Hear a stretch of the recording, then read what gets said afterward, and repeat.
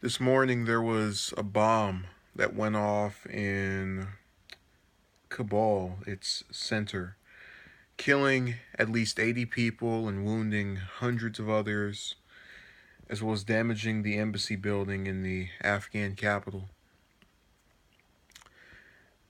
And it occurred this morning as people were trying to go to work and go to school, go about their usual civilian activities on a given Wednesday, as today was. Now, when I read this story earlier this morning, I didn't know who to place blame on other than the people who committed the crime. Now, obviously, I'm going to blame them for doing this, but I'm also bothered by the idea that in supposed areas where it's very much populated and there's a whole bunch of people around, all it takes is one person making the choice to just lose their mind, and all of these people are going to meet their end as a result of it. For all we know, that could have been one um, perpetrator, and all of these individuals are now dead because of that one person and the decision by many to not think about the possibilities of this happening.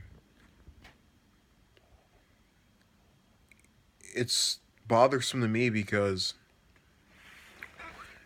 when you get used to this stuff, you become desensitized to it. So you can walk into, it could be January 1st of 2018, next year, and you're already assuming, oh, well, you know, let's get ready for this new upcoming terrorist attack, wherever it may be, because you know in your mind and in your heart that as much as you don't want it to happen, someone else is going to see to it that it does. And you can try to say to yourself, okay, well, I'll get this to protect me and I'll do this to boost my chances of survival. The only thing you have to depend on in this day and age in all of these countries at this point is yourself.